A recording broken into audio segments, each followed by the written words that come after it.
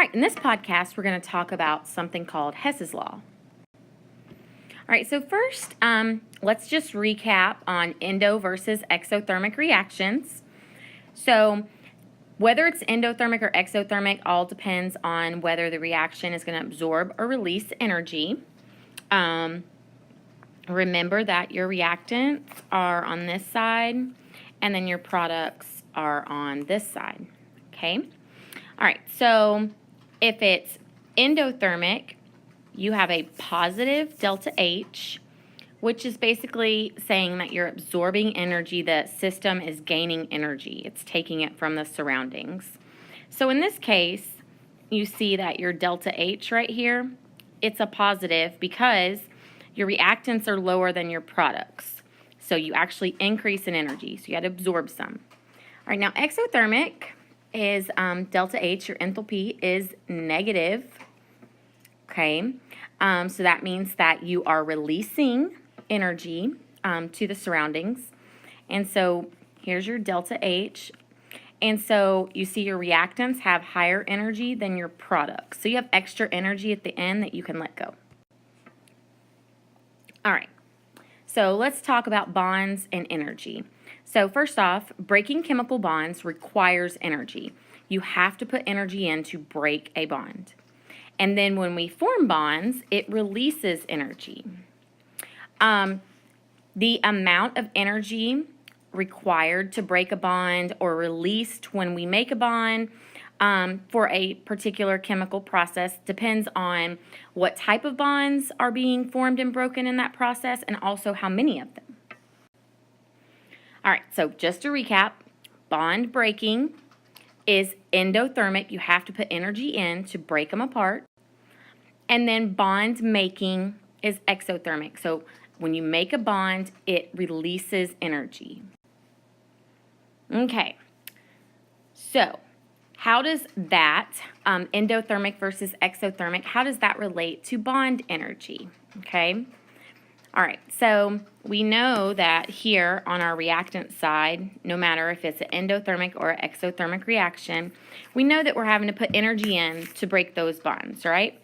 So that's going to be our activation energy, okay? So that's the energy required to break all of our bonds. All right, now, when we make the bonds, it releases energy. So that's going to be the exothermic part, okay? Now, if the bonds that we make release more energy than it took to break the bonds originally, then overall the reaction is going to be exothermic, okay? So the energy released here when we made the bonds is greater than, oh snap. Okay, there we go. Sorry about that. All right, so the energy released here is greater than the energy it took to break the bonds. So overall, this is going to be an exothermic process. The opposite is also true.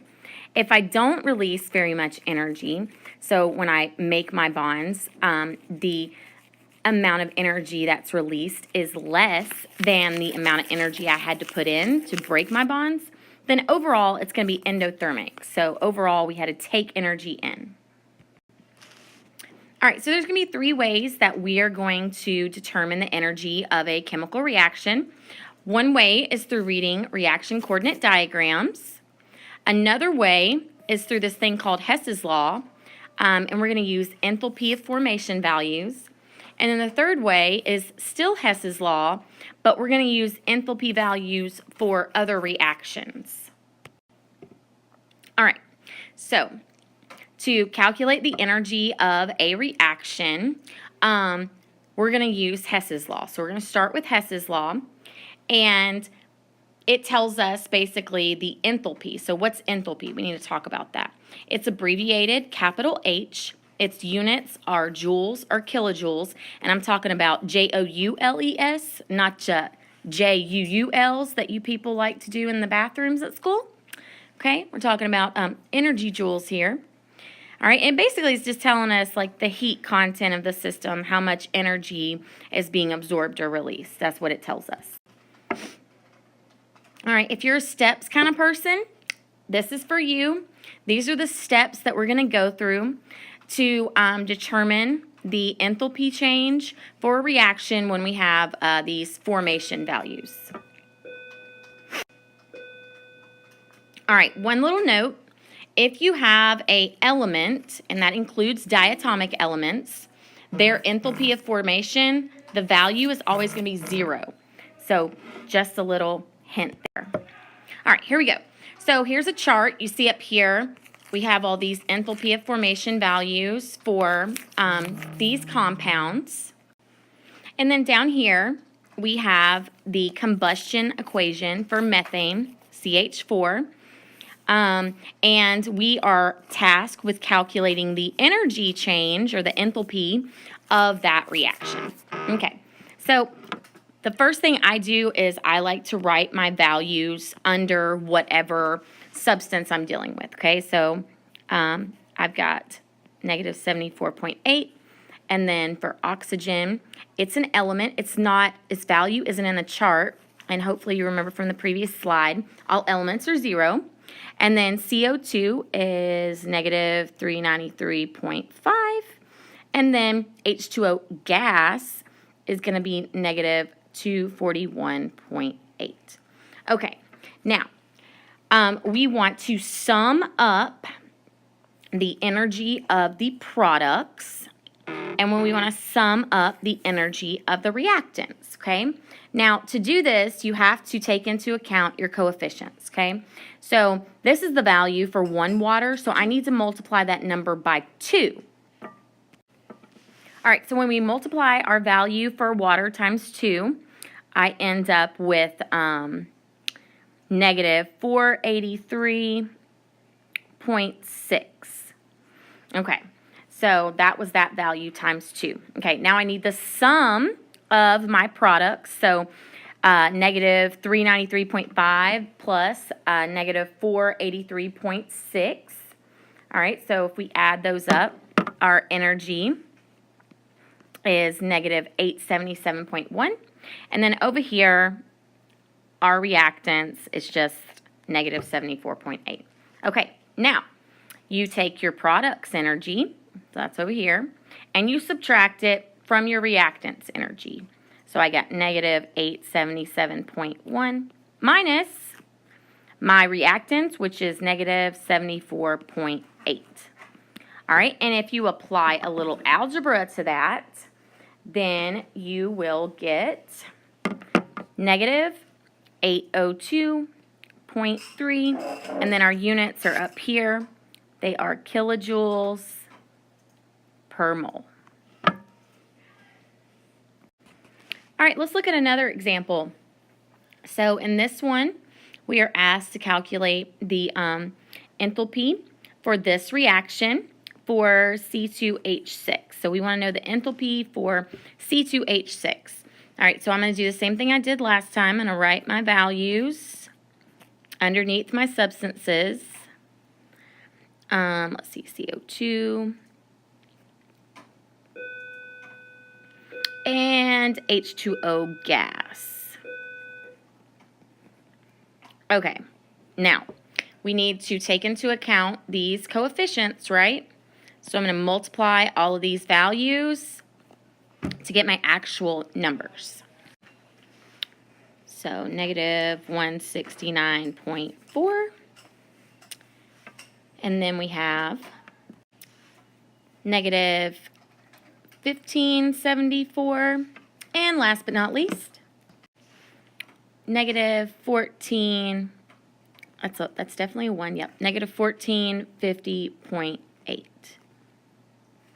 Okay, there we go. All right, so I need to sum my products and sum my reactants. So this plus this gives me negative 3024.8. And then that one, it was only being added to 0, right? So it's just itself. Now I do products minus reactants. So negative 3024.8 minus my reactants, negative 169.4 equals. And then this is going to give me my value for my enthalpy. So I got negative 28 55.4. All right, so that is the enthalpy for this entire reaction, okay? All right, now if you'll notice up here at the top, it says calculate the delta H for C2H6. So I really only want to know about one of them. And you see in the equation, I have two of them. So actually, I would need to divide that value by 2. So that puts me at negative 1427.7, and that's kilojoules per mole. All right, the other way that we can use Hess's law is through equations. If you're a steps person, this slide is definitely for you. If not, hold tight. All right, so here's an example. So this right here, this is my main equation. That's what I'm trying to find my enthalpy for. But it doesn't give me any formation values. I don't have a cute little chart. But I do know the enthalpy for these two reactions. So I can use these two reactions and attempt to create the main reaction from them. Okay, so what I like to do is I like to come over here. I start at my first reactant. I got NO. And then I go down here in my other equations and I find the equation with NO. Oh, there it is. There's my NO. Okay. All right. Second step, I need to make sure that it's on the correct side. So in my main equation, NO is in the reactants. And down here, it's in the product. So I need to flip it. So I'm going to flip that equation and write it in reverse. Now, because I reverse the reaction, I also need to reverse the sign of my enthalpy. So I'm going to make that negative now. Okay. The next element I have in my main reaction is this O2. Okay. Now if you go down here and look, you'll notice that I have two equations with O2, right? So I really can't do anything because I don't know which reaction I should use. So keep moving forward. All right. Now I've got this NO2. And if you'll see, there's my NO2s, right? Okay, so it's in the products in my main equation, products in this one. So all I'm going to need to do is just copy it down. And because I didn't do anything to the equation, I don't need to do anything to that value. Now, I need to ensure that this actually makes that main equation. So what you can do is you can cancel things that appear on opposite sides. So like that N2 and that N2, one's in the reactants, one's in the products, so they cancel each other out. And then here, we have one O2 there, and you have two over here, so that means it cancels one of them and makes this one O2. So that gives me two NOs plus O2s make two NO2, which is my main reaction, so that's good. So now all I do is sum these values. So negative 180 plus 68 gives us negative 112. All right, so if you have a compound with this method that is a reactant, then you're going to have to flip it, okay? So if you're flipping your equation, then so flip the equation if you have something that is on the wrong side. So flip it. If it is flipped, you got to change the sign of your delta H. Okay, so if it's positive, make it negative. If it's negative, make it positive. All right, now, we didn't do an example like this on the podcast, but we will in class tomorrow. So if you have a compound that has a coefficient of 3, but it doesn't have a coefficient of 3 in your equation, you should multiply your whole equation by 3. Now, if you're going to multiply that whole equation by 3, you also multiply your delta H by 3. All right, and more on that tomorrow.